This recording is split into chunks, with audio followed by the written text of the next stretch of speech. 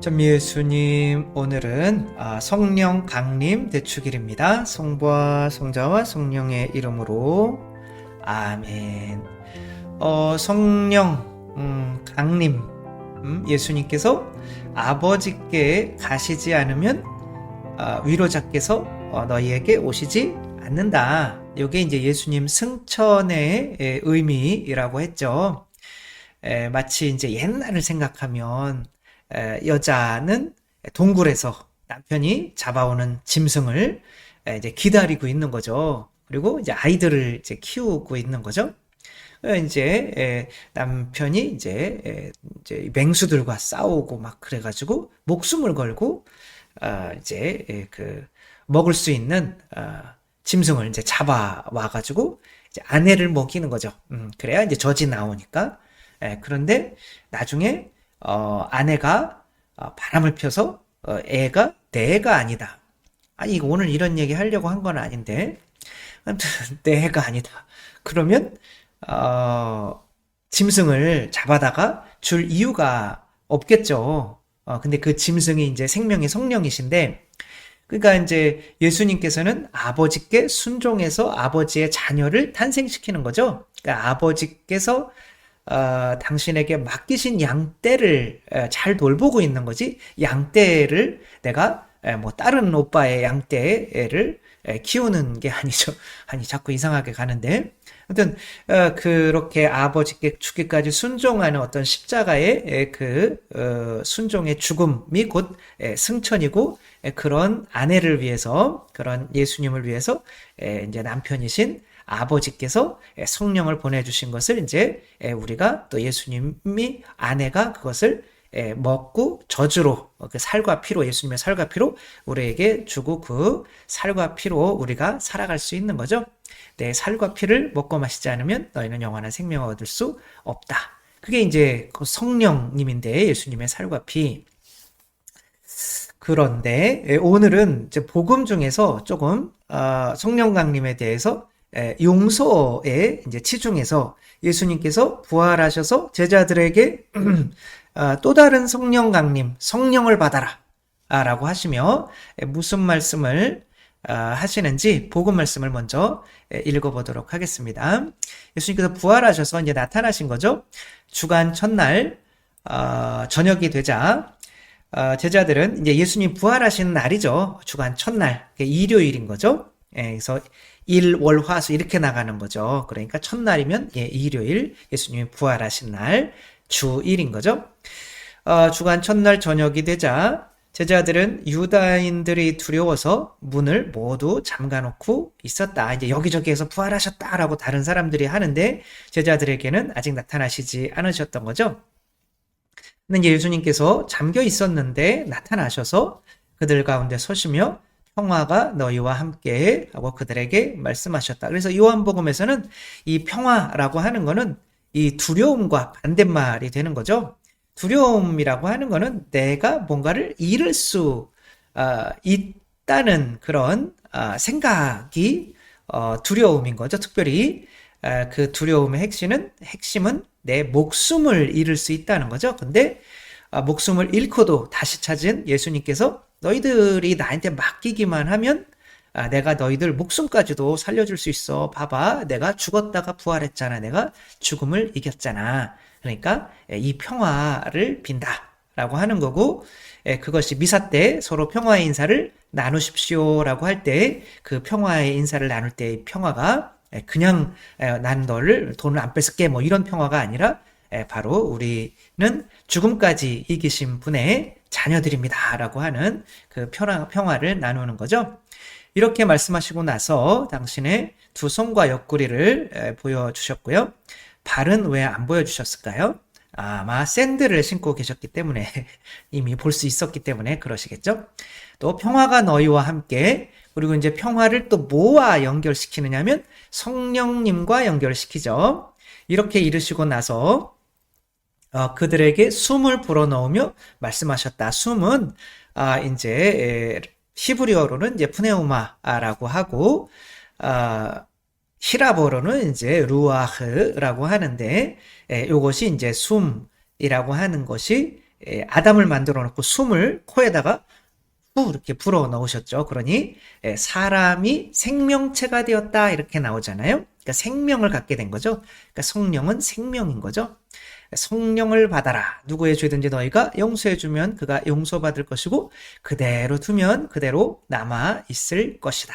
그러니까 성령 용서라고 하는 것은 성령을 받은 다음에 일어나는 거죠. 그래서 성령을 안 받고 내 힘으로 용서하려고 하는 사람들은 당연히 용서가 안 된다는 것을 알고 있죠. 그래서 인간의 힘으로 어떻게 사람이 사람을 용서하냐? 이것은 맞는 이야기인 거죠. 그러나 성령을 받으신 예수님께까지 그런 얘기를 하면 안 되는 거죠. 그래서 용서라고 하는 것, 그리고 가톨릭 교회에서 고해성사라고 하는 것을 하는 것이 그 교회가 곧 성령을 받은 교회임을 증명하고 있다는 것을 이제 말씀을 드리려고 하는데, 그렇게 아버지께서 나를 보내신 것처럼 나도 너희를 용서하라고 보낸다라고 이렇게 말을 하죠. 그러나 마르틴 루터나 이제 이런 분들은 사람이 본인도 사제였으면서 사람이 사람을 어떻게 용서하냐라고 하며, 그것은 하느님께서 우리에게 용서할 수 있는 권한인 성령님을 주셨다는 것을 스스로 부인하게 되는 거죠. 이 성경 말씀이 있죠. 위에서 네 명이 이제 중풍병자를 내리죠. 이때 예수님께서 중풍병자에게 네 죄는 용서받았다.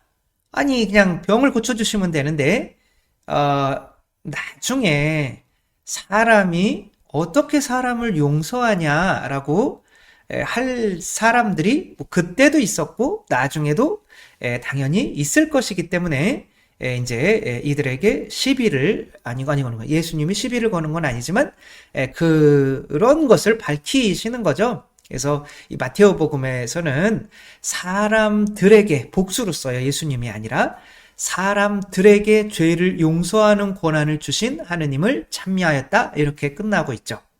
그러니까 12사도 중에 평화를 빈다. 그리고 성령을 받아라. 너 가서 용서해라. 내가 너희를 내가 파견된 것처럼 너희도 그 용서하라고 성령을 주면서 파견한다. 그러면 그때도 어떻게 감히 사람이 사람을 용서해? 라고 하는 사람들이 있었겠죠. 그런 사람들에게 마테오 사도는 자기의 복음에서 사람들에게 봐라 이런 용서하는 권한을 주시지 않았느냐라고 하며 이제 너희들을 일어나 걸어가라 라고 하는 것과 네 죄는 용서받았다라고 하는 것과 뭐가 더 쉽냐?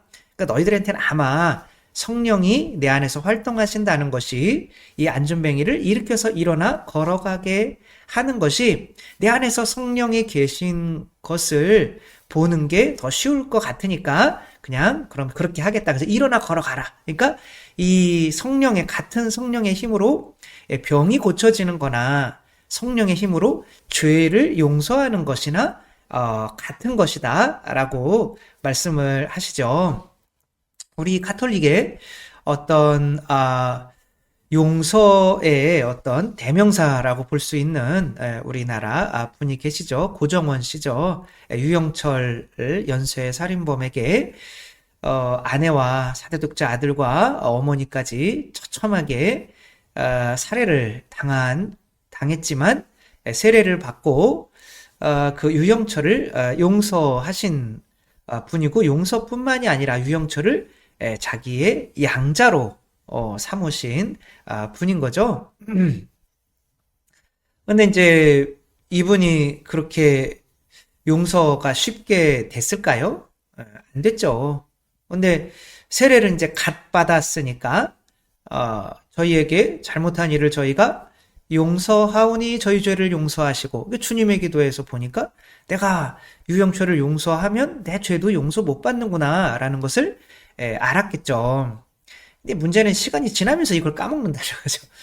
내가 다른 사람을 용서해야만 나도 용서를 받는 거죠. 그게 하느님의 자비이시기도 하지만 정의이시기도 한 거죠. 그래서 용서 못하면 나도 용서를 못 받게 돼서 구원을 못 받죠. 근데 어떻게 자기 일가족을 그렇게 죽인 사람을 용서할 수 있겠어요?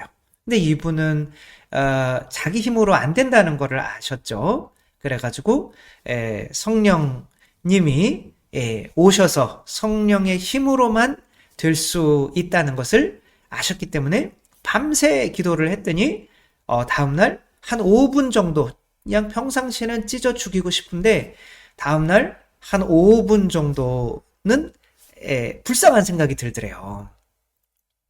그래서 야, 이거 뭐지? 신기하네. 그리고 또 기도를 해보니 다음날은 또 한 10분 정도. 그 다음날 하다 보니까 이 기도의 힘으로, 기도가 성령을 받는 시간이죠. 성령을 받아라. 누구의 죄든지 너희가 용서해주면 용서받을 것이고 용서해주지 않으면.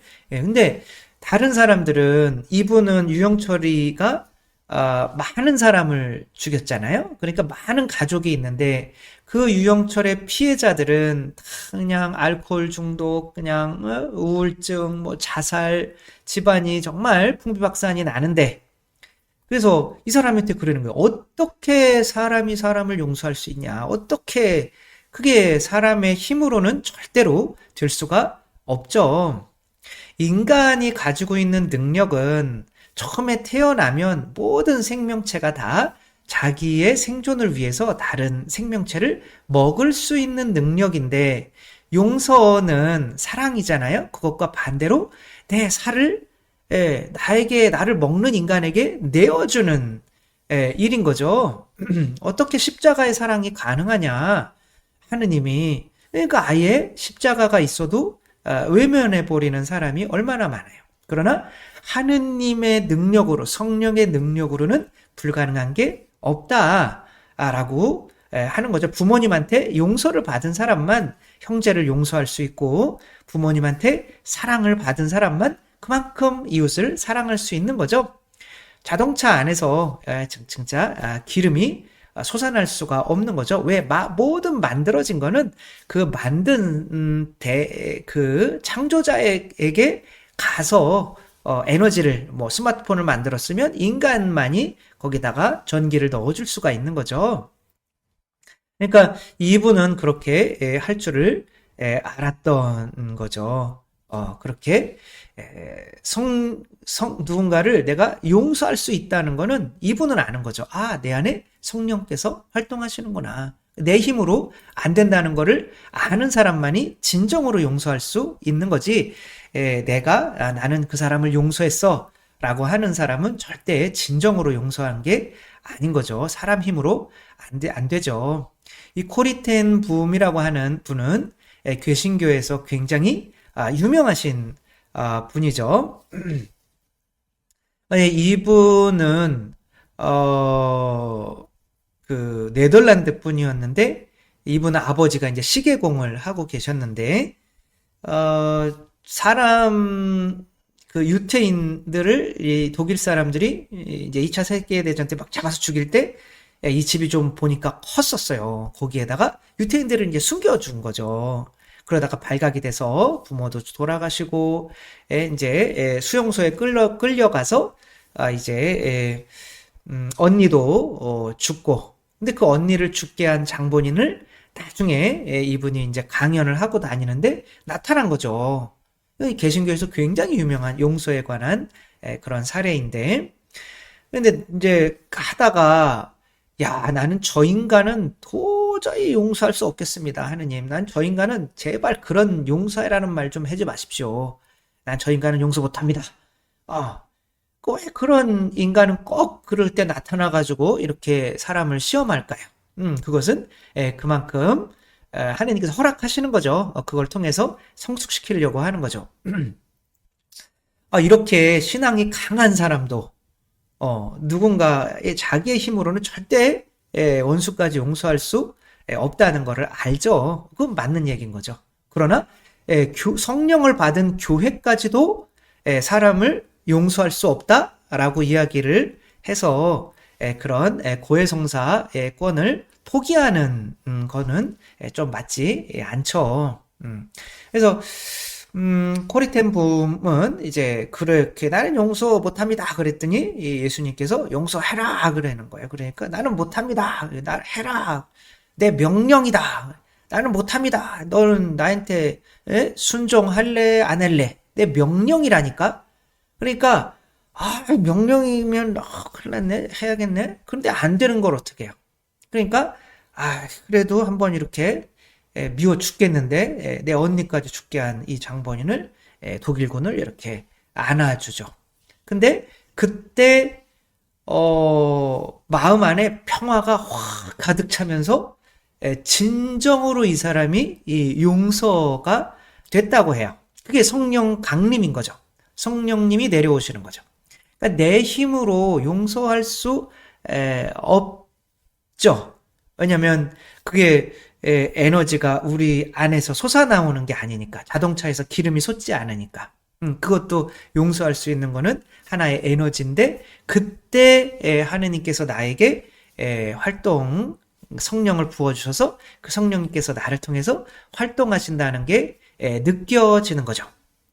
그래서 내가 용서를 나도 그렇게 용서를 받은 거죠. 불순종하고 있는 나도 내가 이 사람을 용서함으로써 나도 용서를 받은 거죠. 그렇다면 교회에서 이렇게 고해성사로 누군가를 용서하고 있다라고 하는 것은 바로 교회가 성령 강림을 통해서 용서를 받았음을 의미할 수가 있는 거죠. 저도 이제 사제로서 그냥 해라고 그래서 이렇게 하잖아요. 근데 나도 성부와 성자와 성령의 이름으로 당신의 죄를 용서합니다. 내가 용서하는 거예요. 그 말 자체가 그렇게 돼 있어요. 사죄경 할 때. 그런데 어떻게 저도 저 자신이 내가 어떻게 용서할 수 있을까? 그런 생각을 할 때 가끔 이제 그런 의심이 들 때도 있잖아요. 성체에 대한 내가 이렇게 하면 어떻게 이게 예수님의 살과 피로 변할까? 라고 할 때 제가 신학교에서 하느님께 내가 많이 드렸다고 착각을 하고 있을 때 예수님께서 제가 성체를 영했을 때 예수님께서 그래 너 나한테 많이 줬니? 근데 난 너한테 다 줬다. 이렇게 말씀을 하셨어요. 근데 이제 그게 뭐 진짜 예수님의 말씀이든 아니든 맞는 얘기잖아요. 예수님께서 우리에게 다 주시잖아요. 아버지께서 당신에게 다 주신 것처럼 그 다가 성령이잖아요. 하느님께서 나에게 모든 것을 주셨다. 하느님께서 나에게 성령을 한량없이 베푸신다. 라고 요한복음이 얘기하고 있잖아요. 그러니까 다 주신다는 거는 성령을 주신다는 거고 성령을 주신다는 거는 나를 용서했다는 뜻이잖아요. 그리고 내가 용서받았고 내 안에 성령님께서 계시다면 그 성령님으로 나도 용서할 수 있는 권한이 있다라고 하는 것을 믿을 수 있는 거죠. 예수님께서 가서 이제 이들에게 내가 너에게 성령을 준다 용서해라 그래가지고 이들이 바로 이제 오케이 가서 뛰쳐나가서 용서를 했을까요? 아니죠. 아까 코리텐 그분에게 용서해 이거 내 명령이야 라고 하는데 그 용서하러 갈 때까지는 억지로 하는 거죠. 억지로 하게 되는데 진짜 용서를 하다가 보면 이 사람들이 용서를 받아서 변하는 모습들이 보여요. 그렇다면 나를 통해서 정말 용서가 이루어지는구나. 어떤 분이 조사한 건데, 고해성사가, 상담을 통해서 내 마음의 평화를 얻으려고 하는 그런 효과, 고해성사 잠깐 보는 게 그런 상담을 해서 하는 효과에 정말 비교할 수 없을 만한 효과가 진짜 우리 안에서 일어난다는 그런 물론 뭐 그걸 측정하기가 쉽지는 않지만, 그런 어떤 논문인가 뭔가를 발표했다는 이야기를 이제 들어본 적은 있어요. 이제 아무리 찾아도 그 어디서 그런 얘기를 들었는지는 찾을 수는 없는데, 그거는 우리가 용서를 주면서 느끼는 거죠. 정말 이분들에게 좋은 말을 많이, 뭔가 당신은 뭐 그렇게 사는 거는 뭐 어쩔 수 없이 부모에게 그렇게 해서 그런 거다라고 이야기하는 것보다, 고해성사를 이렇게 한번 했더니 정말 뭐 마귀에 씌워서 막 그런 사람들까지도 회개 하고, 사람이 막 팍팍팍 변하고, 또 정말 엄청나게 마음이 평화로워지는 그런, 그래서 아무튼 그런 모습을 보며 정말 나를 통해서 이렇게 용서가 일어나는구나라는 거를 알 수가 있죠. 근데 왜 마르틴 루터는 사제이면서 그것을 못 느꼈을까요? 그것은 본인 스스로 이 사죄경, 예수 그리스도의 피, 성령을 통해서 용서받는다고 생각하지 않고 내가 하는 보속에 의해서 용서받는다고 생각을 했어요. 그래서 내 힘으로 용서를 받기 위해서 무릎으로 막 극기 생활을 하고, 무릎으로 막 그 계단 올라가다가 이건 도저히 안 되겠다. 하느님이 자비로우신 분인데 내가 왜 이런, 그래서 그분은 교리를 조금 죄송하지만 잘못 배우신 것 같아요. 우리는 신부님의 사죄경으로 죄가 용서받을까요? 아니면은 신부님이 내주는 보속, 주님의 기도 한 번 하세요, 이거로 용서받는 걸까요? 보속으로 용서받는다고 착각하는 거, 그것은 예수님께서 이미 우리 죄를 위해서 피를 흘리셨고 나를 위해서 대신 죽으시는 거예요. 그 사랑으로. 그게 성령이잖아요. 그 피를 우리가 교회가 받았고, 그 피를 통해서 우리의 죄를 사제들이 그걸 나누면서 용서를 해주는 거예요. 이미 사죄경을 했으면 그 순간에 용서가 된 거예요. 그런데 내가 그분이 얼마나 고통을 받으셨는지 그 피값의 의미를 알기 위해서 나도 고통을 조금 당해보려고 하는 것이 보속인 거죠. 이렇게 나를 용서해 줬구나, 다음엔 더 마음 아프게 드리지 말아야지, 그러며 이제 죄를 좀 덜 지으려고 하게 되기 위해서 보속을 하는 거지. 보속 때문에 내 죄가 용서받는다고 착각을 하면 하느님이 무자비한 분으로 여겨지고, 그러면 이제 교회를 통해서 용서받는 것이 아니라 이제 하느님께 직접 용서해 주세요, 막 눈물 흘리면서 그렇게 되는 거죠. 그러니까 예수님은 내가 너희들 성령을 줬어, 너희들을 용서했어. 그러니까 우리들을 용서했다는 뜻은 우리들에게 성령님을 주셨다는 거고, 그렇다면 우리들도 용서할 수 있는 힘이 있다는 거고, 그렇게 누군가를 용서하고 있다면 그것이 바로 성령 강림이 있는 교회에 머물고 있다는 증거가 되는 거죠. 사실 예수님께서 돌아가신 이유는 당신이 하느님처럼 죄를 용서할 수 있는 권한이 있다고 말씀을 하셨기 때문에 교만하다고 죽임을 당한 거거든요. 사람이 사람을 어떻게 용서하냐.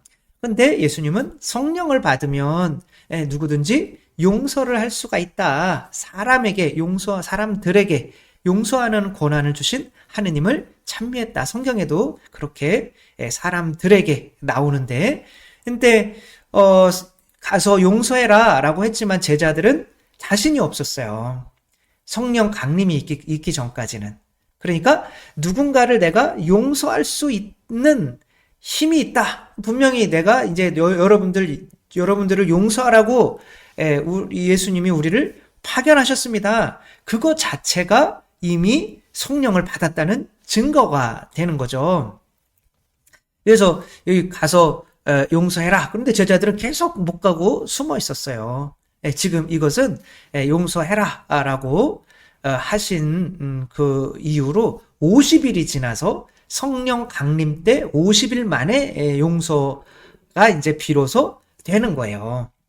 진짜 그 예수님이 부활하셔서 40일 동안 머무시고 또 10일 동안 기도를 하고 하는 동안 이제 진짜 그걸 용서할 수 있는 그 성령께서 우리 안에 함께 계시는구나, 교회 안에. 함께 계시는구나. 그런 믿음이 있으니까 고해성사를 시작하게 된 거지. 성령을 안 받았으면, 못 받으면 할 수가 없는 거죠. 예수님의 명령만으로도 안 된다니까요. 아까 코리텐 붐이라는 분이 이렇게 껴안았을 때, 그때 성령님께서 진짜 용서할 수 있는 어떤 그 마음을 주시고 그 성령께서 이루시는 거죠. 그게 내 안에 진짜 들어오지 않으면, 야, 내가 용서할 수 있는 힘이, 내 안에 진짜로 있구나라는 게 느껴지지 않으면 다음부터 계속 고해성사를 줄 수가 없어요. 왜냐면 이게 긴가민가 하거든요. 그럼 이제 뛰쳐나가게 되는 거죠. 그래서 용서를 해본 사람은 고정원 씨처럼 기도를 하고 성령님께서 내 안에 오시니까 용서가 되네 라고 해본 사람은 이제 교회 안에 머물며 교회가 이렇게 2000년 동안 이 고해성사, 용서의 성사를 계속 해온 것은 우리 안에, 교회 안에 성령이 함께 계시다라고 하는 것을 믿어왔기 때문에 그렇구나라는 거죠. 그래서 고해성사 자체가 교회가 성령 강림을 겪은 교회라는 것을 증언해 주는 거죠. 가톨릭 교회 외에는 어디에서도 교회에 그 용서할 수 있는 능력이 있음을 믿지를 못해요. 그걸 믿는 것 자체가 바로 교회 안에서 성령, 이미 용서받았고 성령께서 교회 안에 계시다는 것을 믿고 있는 거죠. 이 인간이 양심이 있어서 그것을 받지 못하면 그렇게 하지를 못하는 거죠. 우리가 성령 받은 교회, 그러니까 이 사도들은 다 하느님이 너희를 사랑하신다, 자녀로 삼아주셨다, 그 얘기는 다 들었어요. 그러나 여기에서 진짜 성령을 받아서 그럼 나도 물 위를 걸을 수 있어요 라고 성령을 받은 사람은, 진짜 성령을 받은 사람은 누굴까요? 물 위를 걷는 베드로밖에 없는 거죠. 그러니까 죄를 용서한다는 것은 성령을 받는 거고, 성령을 받는다는 것은 나도 할 수 있구나, 내 힘으로 하는 게 아니라 성령의 힘으로 나도 하느님처럼 할 수 있구나 라는 것을 믿게 된 사람이 곧 성령을 받은 사람인 거지, 배 위에 그래 우린 성령 받았어, 근데 물 위를 못 걸어 라고 하는 사람은 성령을 못 받은 거죠. 그러니까 그때 당시로 죄를 용서하는 권한이 있다, 사람에게 있다 그러면 다 사형이에요. 예수님도 그래서 죽으셨잖아요. 근데 제자들이 다 뛰쳐나가서 한 교회 전체가 예수님께서 우리를 성령으로 죄를 용서할 수 있는 권한을 주셨어요 라고 그 교회 전체가, 그 고해성사가 그때부터 시작됐다는 거는 그것은 그 자체로 교회 안에 성령께서 충만히 계심을 그 자체로 증언하는 것임을 우리가 잊지 말아야겠죠. 우리가 누군가를 진정으로 용서할 때 내 안에 성령께서 계시는구나 라는 것을 느껴본 사람은 교회가 지금 계속 누군가를 고해성사로 용서하고 있다면 교회 안에 분명히 성령께서 계시는구나 라는 것을 알 수가 있겠죠. 오늘 성령 강림, 대축일의 성령님과 용서할 수 있는 권한에 대해서 우리가 한번 생각해 보았습니다. 우리 절대로 죄를 용서하는 권한을 주시고 아버지께서 나를 파견하신 것처럼 나도 너희를 파견한다 라고 하는 이 가톨릭 교회에 꼭 성령 받은 교회라는 믿음으로 머물러 있을 수 있는 저희 모두가 되었으면 좋겠습니다. 주님께서 여러분과 함께 전능하신 천주 성부와 성자와 성령께서는 여기 모인 모든 이에게 축복을 내리시어 길이 머물게 하소서. 주님과 함께 가서 복음을 전합시다. 하느님 감사합니다. 성부와 성자와 성령의 이름으로 아멘. 감사합니다. 사랑합니다.